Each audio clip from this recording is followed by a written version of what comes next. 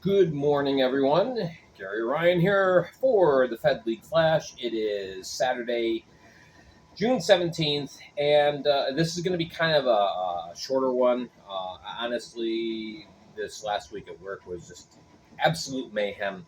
So I really didn't have a chance to do a whole lot of prep. Going to start off with just kind of touching up on some news that has happened um, since I did the podcast on Spotify on Thursday, which, by the way, please check me out on Spotify. Every Thursday, I do a podcast there. And when the regular season begins, it's going to be like Tuesday, Wednesday, Thursday on Spotify. So, I'll keep you up to date on what's going on, transactions and changes and all the whatnots. But anyway, uh, okay. One thing that I missed when there was the supplemental draft a couple days ago, I only announced six of the seven uh, pickups that happened. I somehow missed the fact that Mississippi selected defenseman Tyson Lambert, excuse me, sorry, from Elmira. Um, Lambert in 11 games played with the Mammoth, had an assist in 8 penalty minutes.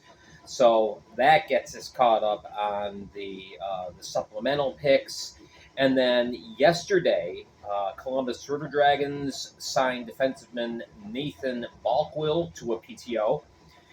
He played this last year in Keiko of the Finnish League. 35 games played, 5 goals, 12 points, 77 penalty minutes. Um, so yeah, pretty impressive showing in Finland after a pretty good career, a 4-year career in the juniors in Canada. So that gets us caught up as far as what's taken place until last night. This is the big news of the day, really. Tyler Gjurich has been announced uh, by the FPHL as the new head coach of the Elmira Huckleberries, or whatever they're going to be called. Um, and this is really huge. First of all, having Jurich, that name recognition. I mean, you're talking about the all-time goal-scoring leader in FPHL history. Um, Taking the reins in Elmira, that definitely boosts the credibility of the club. Um, that seemed to be a thing that the Mammoths struggled with at times last year, even though they had some very notable players like Kyle Stevens and Novak and whatnot. Uh, but it just seemed like uh, that big eye-catching pizzazz piece was missing, and George definitely provides that. Now, here's the thing. I was just talking with a couple of Binghamton friends here. We were talking about it, and one guy said, "Yeah, it looked like he was ready to hang it up at the end of the last year." Is he hanging them up? The post on the FPHL website is kind of ambiguous with that. And what I mean is, okay, they phrased the one sentence. George looks to bring his scoring knack and leadership to the bench in Elmira. So does that mean he's going to be strictly behind the bench, or is he possibly going to be a player coach like Joe Pace or Matt Graham? That's not really addressed. But anyway, Elmira did stabilize their coaching situation. That's one area where they just had uh, a lot of instability and a lot of turnover last year. So Jurich is the head coach. MJ Merkel comes back as the assistant coach, and I haven't gotten any feedback on this yet, whether he's going to be strictly on the bench. I think the last time I talked to MJ myself, um, it seemed like he was kind of leaning that way, like he was probably done playing, but you never know. So But anyway, yeah, this also adds a lot of fuel to the fire. Uh, when the Mammoth came in, it was hoped by the league that there was going to be a strong rivalry between the Binghamton Black Bears and the Elmira Mammoth, being that the teams are so close to each other in proximity. It's 54 miles. So and that really didn't develop last year because the Mammoths struggled right out of the gate. I mean, opening night, Binghamton wins 10-1, and the 10 times they played, Elmira managed one win. So uh, this looks to kind of even things out a little bit, and you have a couple of former Black Bears now on the bench. So yeah, that could add some fuel to the fire. So, and I think that would be a really good thing for the league. I believe that strong rivalries uh, help a league. Like, for example, I mean, the NHL markets the Battle of Alberta or the Battle of Ontario, Toronto and Ottawa, and then Calgary and Edmonton. They're neighbors geographically, and they play each other tough. Hopefully, the FPHL can have this as well. I think we saw this last year between Motor City and Port Huron. Those two teams seem to have a really good rivalry built and going. The two teams from Michigan.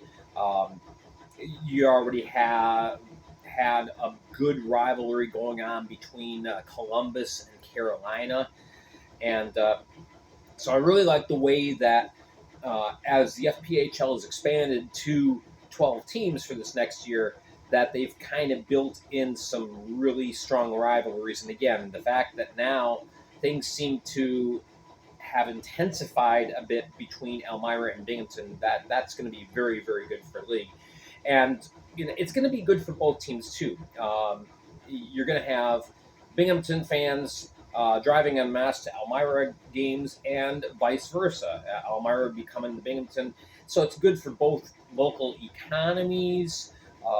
You have an additional hope that you're going to pack out the barn that night between your own fans and the fans for the visiting team. So I think this is a really good situation. All right. So the rest of everything, we're kind of waiting on things. And this is kind of how things ebb and flow during the off season. There's a flurry of activity, and then you kind of sit back and wait and see, well, what's going on with this, what's going on with that, what's happening. And now that things seem to have been settled in Elmira, now it's kind of we're waiting for the next shoe to fall. So the first thing, of course, is it's been all over the place. Everybody pretty much knows that Delaware is relocating to New Jersey, albeit temporarily for a year or two. But it hasn't been officially announced. So we're kind of waiting for that. It's like, well, what's the holdup? Some news leaked, obviously, that, well, this is happening. And since then, we've kind of stalled out a little bit. It's been about a week now since we got that news, and we're kind of waiting. So, what's it kind of Fezzik and the Princess Bride? I'm waiting. So we got that. We're waiting for official names for for 3 teams. Presumably, according to a leak, Baton Rouge is going to be called the Bayou Blues, but we don't know that for an absolute fact. It hasn't been officially announced. We're still waiting on a name for Elmira and for the Virginia Hoosiers. So it's kind of we're getting to the point. It's like, well, you're in June now. You only have a limited amount of time to do marketing and ticket sales and all that kind of stuff. And is that taking place? Are you marketing a team without a name? It's kind of hard to do. So we're waiting to see about that. We're also waiting to see. There was a report that the schedule may be released within the next week or so. Excuse me. Excuse me. Obviously, though, we kind of have to wait on that until we have official confirmation on the Delaware situation. So, and yes, I'm calling them Delaware for now because officially that's how they're listed. So, we're kind of waiting for that, and I think a lot of us are waiting for October. I know I am. The Stanley Cup playoffs just finished up. The Fed finished up about a month and a half ago. Seems like a long time. For us hockey fans, the off season can be a real drag, and we need that distraction. And that's why I do this, and I try and find information and give it to you guys, just because I love hockey so much. Whether it's the on ice product or even some of the more mundane behind the scenes stuff like this. I miss it. Anyway, so we're sitting here, we're waiting, and hopefully within the next few days we'll get some official word on things. I'm sure some additional signings will also be announced throughout the coming days and weeks. I have an unconfirmed report that there's 3 teams that have a backlog of players that they have agreed to in principle to sign and are just waiting to get it officially done. So, and I won't name those teams right now because I don't want to just go off on some kind of speculation. But anyway, so that's where we're at. So that's the end of the video. Don't forget to hit like and subscribe. Tune in tomorrow. I'm going to be doing a personal wish list. Some things that I would like to see happen in the Fed that I feel would better the product and better the league and the game. The off season, even though it's short, it's long. So we're kind of waiting for things to fall into place. And this is a great time to address where are some areas where we can improve. What can we do to make this better? So if you want to grow, you have to ask that. So, all right. So that is it. Don't forget, I'm on Spotify on Thursdays. Go to Spotify.com. Download the free app if you don't have it. It is free. You get a lot of great music and a lot of great podcasts on there. There are a lot of fantastic podcasts on Spotify. Don't forget, I'm also on Facebook, Fed League Flash. I will do my best to try and keep you up to date and either do Facebook Live videos or type stuff out, keep you abreast of what's going on in the league, if my work schedule will allow. This last week, it didn't. All right. Thank you so much for tuning in. I'm Gary Ryan for the Fed League Flash. Until next time, be excellent to each other.